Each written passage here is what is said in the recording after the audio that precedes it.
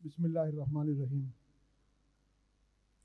हजारों साल नरगिस अपनी बेनूरी पे रोती है, बड़ी मुश्किल से होता है चमन में दीदावर पैदा। डॉक्टर साहब, जिस तरह सबने फरमाया कि वो सिर्फ पाकिस्तान के ही मोहसिन नहीं थे, वो पूरी दुनिया में उम्मत मुसलमा के एक बहुत बड़े लीडर थे, एक बहुत बड़े मोहसिन थे। अल्हम्दुलिल्लाह। जब डॉक्टर साहब ने एटम बम बनाया तो जकार्ता से लेकर गजा तक और फ़लस्तीनियों ने उस दिन सुकून का सांस लिया कि अब हम इसराइलियों की आंखों से आंख मिला के बात करेंगे इंशाल्लाह। तो ये कोई छोटी बात नहीं, ये अल्लाह ताला का करम था। मेरी डॉक्टर साहब से बात हुई, वो मुझे बताते थे कि आजी साहब, जब 1971 की जंग में मशरकी पाकिस्तान का जो मसला हुआ और हम जो हारे, तो इंडिया तो बिल्कुल तैयार बैठा हुआ था कि इस तारीख को लाहौर में कब्जा करेंगे, इस तारीख को सियालकोट में कब्जा करेंगे और इस तरह हम पाकिस्तान को पूरा खा जाएंगे। मैं फौरन तैयार हुआ और मैंने हॉलैंड में एम्बेसी में एम्बेसडर के पास गया और उससे कहा कि मुझे ज़ियाउल हक भुट्टो साहब को एक खत लेना है और वो खत डायरेक्ट भुट्टो साहब के हाथ में ही वसूल है। उन्होंने कहा ठीक है। बिल आखिर वो भुट्टो साहब को खत मिला और भुट्टो साहब ने फौरन उनको वहां से बुलवा लिया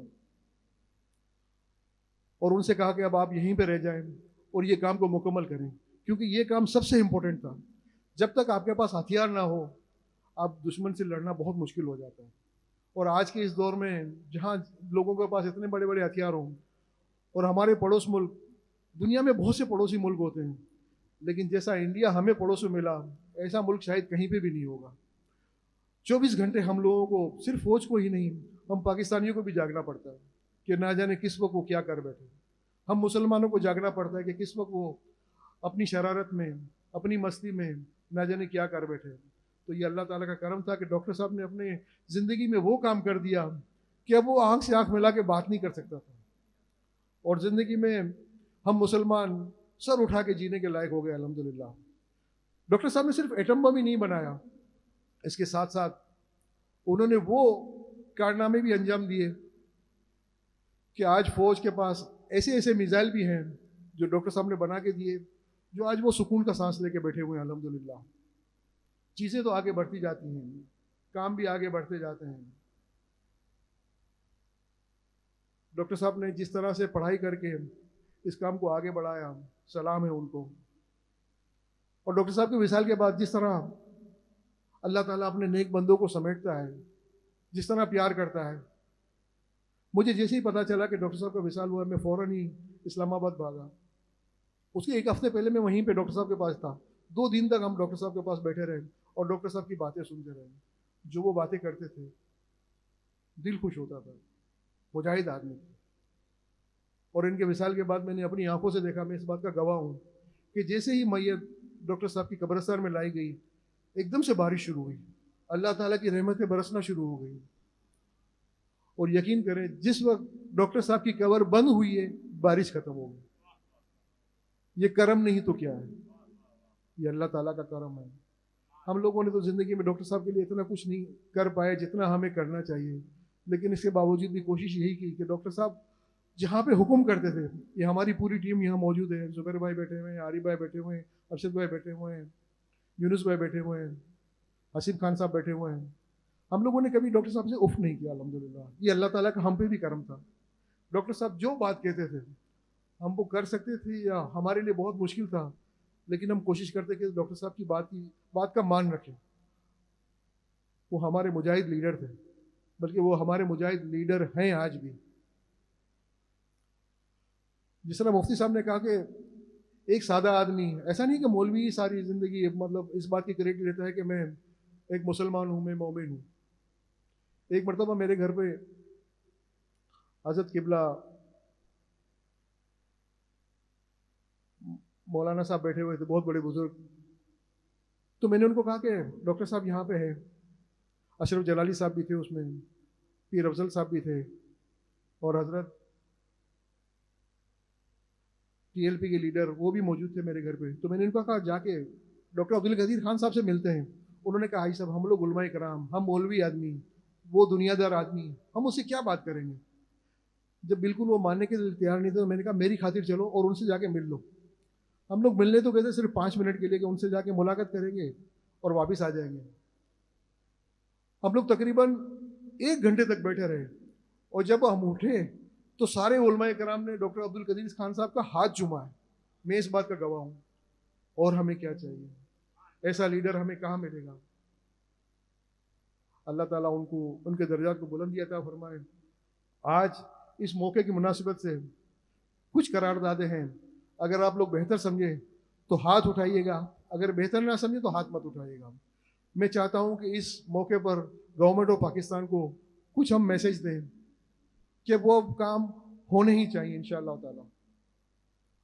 पॉइंट नंबर 1, हम सिविल सोसाइटी की जानिब से ये मुत्तफ़िका करारदाद पेश करते हैं कि हुकूमत पाकिस्तान से मुतालबा करते हैं कि 8 अक्टूबर जो हज़रत किबला डॉक्टर अब्दुल कदीर खान साहब के विसाल का दिन है, उस दिन हर साल की कौमी सतह पर डॉक्टर AQ खान के तौर पे मनाया जाए। क्या आप मुत्तफिक हैं? अल्हम्दुलिल्लाह। नंबर 2, जिस तरह हज़रत किबला जावेद अनवर साहब ने फरमाया कि डॉक्टर साहब वो अजीम शख्सियत हैं कि उनको निशान पाकिस्तान दिया जाए, तो हम करारदाद पेश करते हैं कि डॉक्टर साहब को निशान पाकिस्तान पेश किया जाए इंशाअल्लाह। आमीन इंशाअल्लाह ताला। पॉइंट नंबर 3, जिस तरह इस्लामाबाद के अंदर ओल्ड एयरपोर्ट का नाम बेनज़ीर एयरपोर्ट है, इसी तरह जो नया एयरपोर्ट है उसका नाम डॉक्टर AQ खान साहब के नाम से मुनसब किया जाए। आप लोग पे मंजूर करते हैं? अल्हम्दुलिल्लाह। नंबर 4 ये कि हम हर स्कूल, कॉलेजेस और यूनिवर्सिटियों में डॉक्टर साहब अब्दुल कदीर की ज़िंदगी और इनके नुमाया खिदमत को लाजमी मजमून के तौर पर पढ़ाया जाए और इसके ऊपर PhD भी की जाए।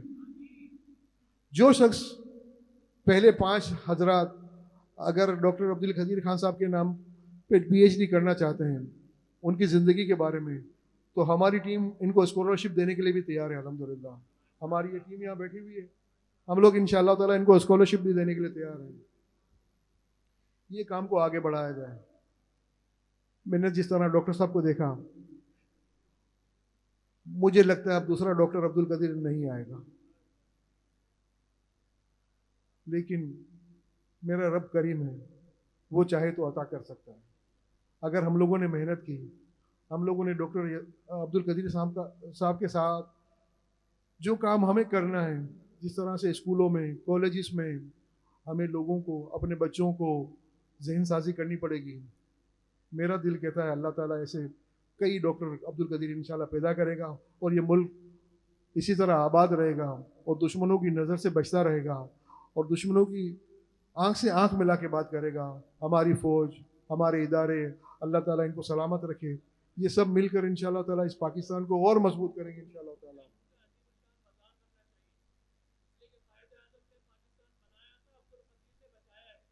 बेशक ये बात बिल्कुल सही है। 1947 में कायद आज़म साहब ने रहमतुल्लाह ताला अलैह ने पाकिस्तान बनाया था और मेरे लीडर, मेरे उस्ताद, मेरे गुरु, इन्होंने पाकिस्तान को बचाया है। तो अगर इनका मज़ार, अगर गवर्नमेंट ऑफ पाकिस्तान नहीं बनाएगी तो हम लोग बना लेंगे इंशाल्लाह ताला। हम लोग कोई नामर्द थोड़ी है। गवर्नमेंट ऑफ पाकिस्तान जहाँ जहाँ जो काम कर सकती है तो करे, ना कर सकती है अल्लाह ताला हमें नवाजे कि हम वो काम कर जाए इंशाल्लाह ताला। अल्लाह ताला आप लोगों को सलामत रखे। आप लोग जिस इसके नसीब में था वो यहाँ पे आया, आप लोग सलामत रहो, खुश रहो और इसी तरह हम लोग मिलजुल कर डॉक्टर साहब के लिए और इस कौम के जितने भी हीरोज़ हैं उनके लिए काम करें। हम लोग तो हीरोज़ के नौकर हैं, हम लोग मिलकर काम करें, इनको आगे बढ़ाएं, चीज़ों को आगे बढ़ाएं, हमारे बच्चों को आगे बढ़ाएं। ये हमारे बच्चे माशाल्लाह मुस्तक़बिल के हीरोज़ हैं इंशाअल्लाह ताला। अल्लाह ताला आप लोगों को सलामत रखे।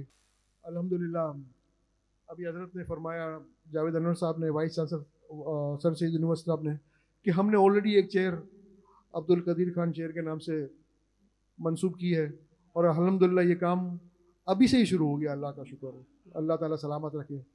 और अल्लाह ताला ये बुज़ुर्ग हैं, इनको हमारे आरिफ भाई, हमारे ज़ुबैर भाई, हमारे बस आसिफ भाई और सारे लोग, सारी टीम, अल्लाह ताला सबको सलामत रखे कि ये सारी टीमें हैं जो कौमों को आगे ले जाती हैं।